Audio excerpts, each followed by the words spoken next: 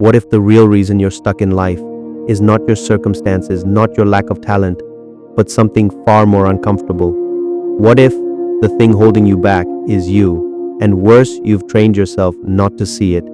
In a city full of noise, ambition, and endless distraction lived a young man named Rayan. From the outside, his life looked normal. He worked hard, he had goals, he watched motivational videos, and yet he felt something strange. No matter how much effort he put in, he kept ending up in the same place, stuck, not failing completely, but never truly moving forward. It felt like running on a treadmill, constant motion, zero progress. And slowly, a quiet frustration began to grow inside him. Rayan blamed everything, his environment, his past, his lack of opportunities. Sometimes he even blamed luck. But deep down there was a question he avoided. Why does this keep happening to me? Because every time he got close to something meaningful, he hesitated, he procrastinated, he distracted himself, he sabotaged himself. But he never called it that. Instead, he told himself stories. I'm just tired, I'll start tomorrow. This isn't the right time. And slowly, those excuses became his identity. One night, unable to sleep, Rayan walked aimlessly through the outskirts of the city. That's when he saw him. An old monk sitting beside a still lake. The air around him felt different, calm, silent, unshaken. Rayan approached and asked, "Why does my life feel stuck no matter what I do?" The monk didn't answer. Instead, he handed Rayan a small mirror. Rayan looked at it. It was ordinary. "What am I supposed to see?" he asked. The monk finally spoke. "Not your face."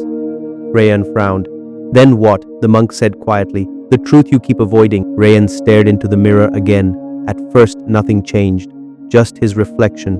But then, something felt off. His eyes looked tired, not physically, but emotionally, like someone who had been running from something for a very long time. The monk spoke. "Your mind is not designed to show you the truth. It is designed to protect your identity." Rayan listened carefully. The monk continued, "And your identity is built on comfort, even if that comfort is painful." "Tell me," the monk said, "why do you repeat the same patterns?" Rayan replied, "I don't know." The monk nodded. "That's the illusion. You think you don't know, but you do. You just refuse to accept it." The monk leaned closer and said, "You are not afraid of failure. You are afraid of what success will demand from you." Silence. That sentence hit deeper than anything Rayan had ever heard, because suddenly everything made sense. He wasn't lazy. He wasn't unlucky. He wasn't stuck. He was resisting change. Because change meant discomfort, uncertainty, letting go of who he used to be. The monk said, "Every time you avoid action, you reinforce the identity of someone who avoids action.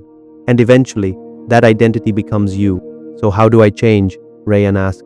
The monk replied, "You don't change by forcing action. You change by seeing clearly with the mirror. And don't look away. Watch your thoughts. Watch your excuses. Watch your fear." Resistance, the monk said, is not something you fight. It is something you understand. Because resistance is a signal that you are close to growth. And in that moment, he understood. You are not stuck.